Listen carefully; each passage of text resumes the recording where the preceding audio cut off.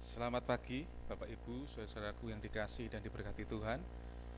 Pada pagi hari ini kita patut bersyukur dan terima kasih kepada Tuhan oleh karena waktu dan kesempatan yang Tuhan masih berikan bagi kita. Kita boleh beraktivitas pada pagi hari ini. Sebelum kita akan beraktivitas, saya akan memberikan sebuah perenungan. Tapi sebelumnya mari kita berdoa.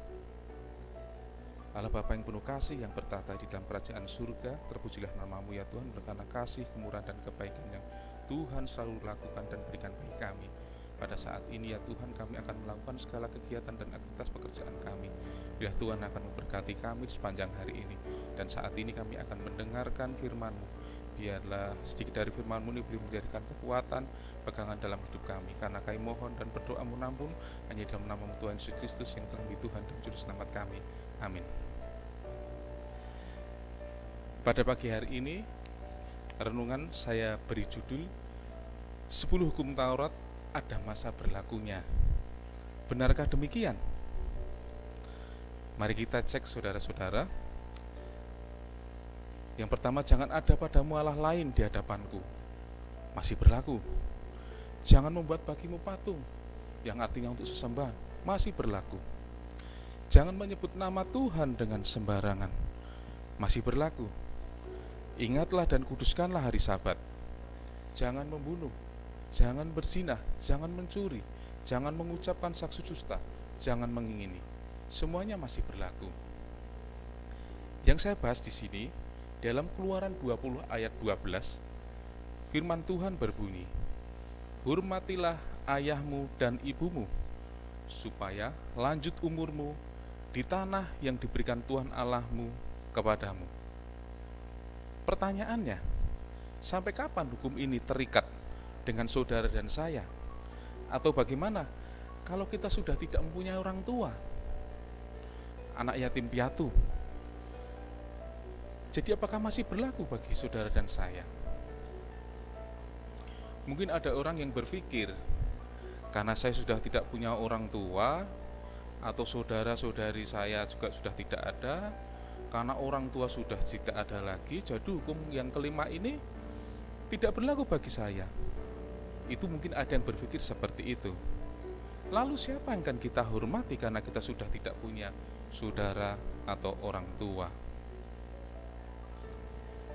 Saya akan baca di dalam Matius 12, di situ di ayat 46 dan 50. Di situ pada waktu itu Yesus sedang berbicara atau mungkin sedang berkhotbah. Maka seorang berkata kepadanya, "Lihatlah, ibumu dan saudara-saudaramu ada di luar dan berusaha menemui engkau."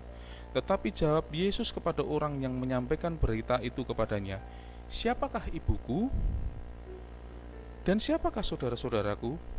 Lalu katanya sambil menunjuk ke arah murid-muridnya, "Ini ibuku dan saudara-saudaraku, sebab siapapun yang melakukan kehendak Bapakku di surga, dialah saudaraku laki-laki, dialah saudaraku perempuan, dialah ibuku."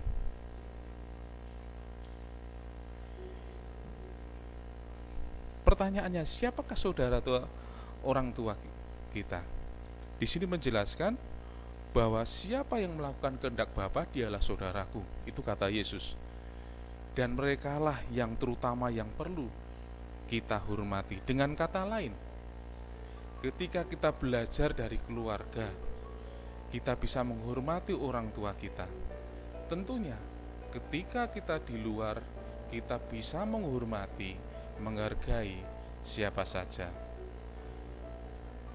Menghormati orang tua memang tidaklah mudah bagi orang yang mungkin sebagai anak, orang tua itu pernah menyakiti hati anak itu, tidak sayang kepada keluarga, meninggalkan keluarga, tidak menyenangkan, dan jelas tidak mungkin dengan kekuatan sendiri kita bisa menghormati orang tua.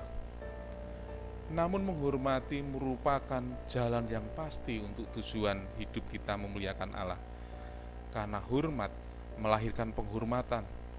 Allah tidak menghormati mereka yang tidak menaati perintahnya untuk menghormati orang tua. Kalau kita mau menyenangkan Allah dan diberkati Tuhan, kita harus menghormati orang tua kita. Apapun keadaan orang kita sekarang saat ini yang mungkin sedang sakit, mungkin bikin kita lelah, bikin kita capek, atau mungkin yang dulunya orang tua kita kaya dan sekarang jatuh miskin, mungkin kita sudah karena kamu sudah gitu, jadi kita tidak menghormati orang tua kita. Jangan saudara-saudaraku, menghormati orang tua harus.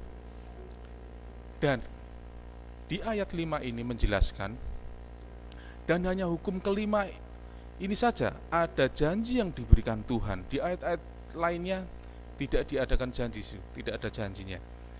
Kalau kamu mau lanjut umurmu, nah di situ dikatakan dan ada janji yang diberikan Tuhan supaya lanjut umurmu, yang artinya Tuhan akan memeliharakan kita dimanapun kita berada.